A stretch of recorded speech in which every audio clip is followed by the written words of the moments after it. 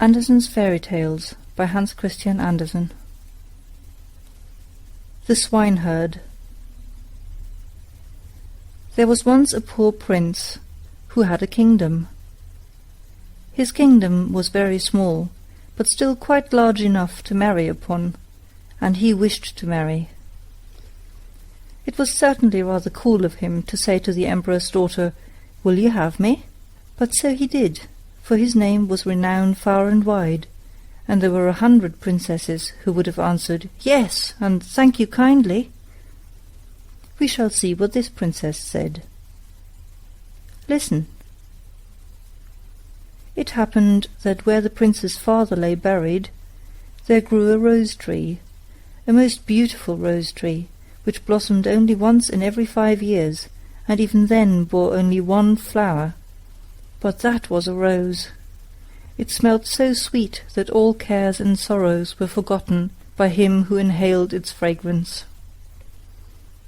And furthermore, the prince had a nightingale, who could sing in such a manner that it seemed as though all sweet melodies dwelt in her little throat. So the princess was to have the rose and the nightingale, and they were accordingly put into large silver caskets and sent to her. The emperor had them brought into a large hall, where the princess was playing visiting with the ladies of the court, and when she saw the caskets with the presents, she clapped her hands for joy. "Ah, if it were but a little pussy-cat," said she, but the rose-tree with its beautiful rose came to view.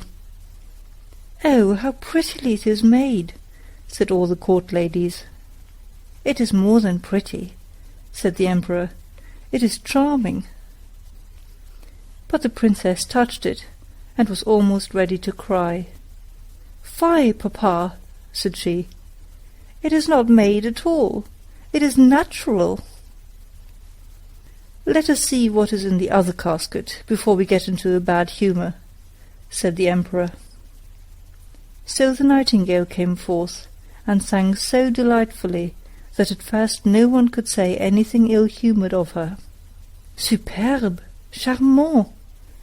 exclaimed the ladies, for they all used to chatter French, each one worse than her neighbour. "How much the bird reminds me of the musical box that belonged to our blessed Empress," said an old knight. "Oh, yes, these are the same tones, the same execution." "Yes, yes," said the emperor, and he wept like a child at the remembrance. "I will still hope that it is not a real bird," said the princess. "Yes, it is a real bird," said those who had brought it. "Well, then let the bird fly," said the princess, and she positively refused to see the prince. However, he was not to be discouraged. He daubed his face over brown and black, pulled his cap over his ears, and knocked at the door. "Good day to my lord the emperor," said he. "Can I have employment at the palace?" "Why, yes," said the emperor. "I want someone to take care of the pigs, for we have a great many of them." So the prince was appointed imperial swineherd. He had a dirty little room close by the pigsty, and there he sat the whole day and worked. By the evening he had made a pretty little kitchen pot.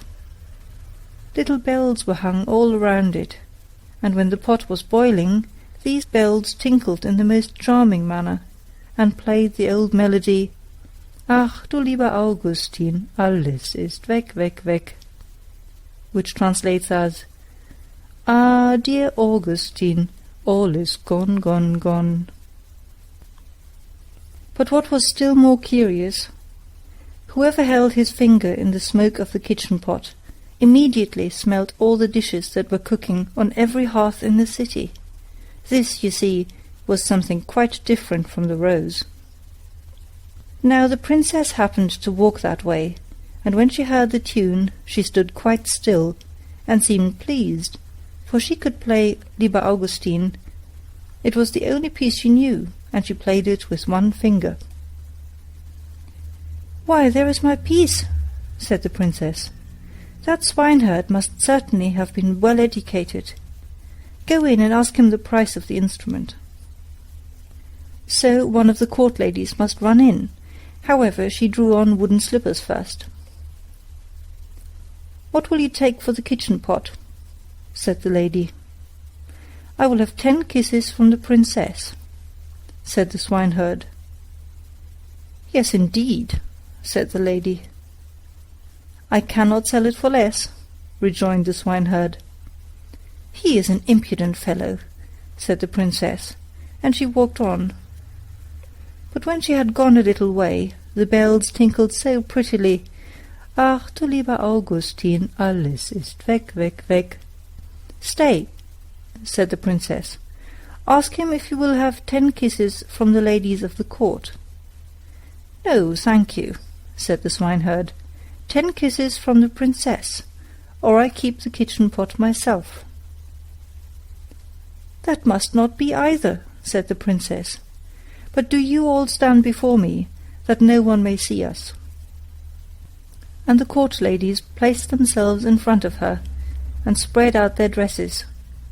The swineherd got 10 kisses, and the princess the kitchen pot. That was delightful.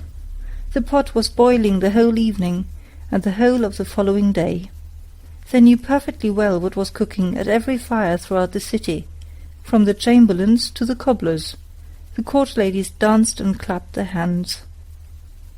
"We know who has soup, and who has pancakes for dinner today, who has cutlets, and who has eggs. How interesting!" "Yes, but keep my secret, for I am an emperor's daughter."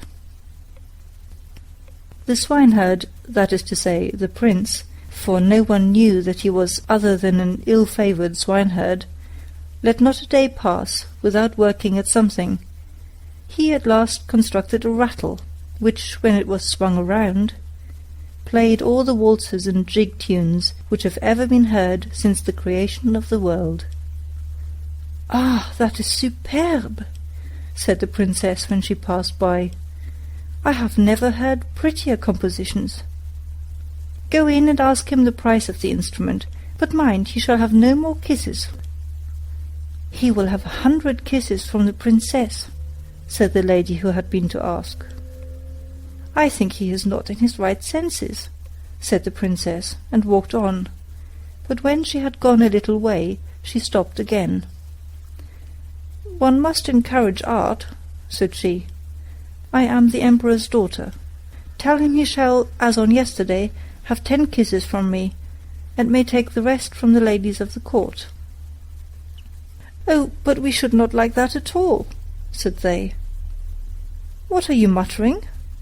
asked the princess. "If I can kiss him, surely you can. Remember that you owe everything to me." So the ladies were obliged to go to him again.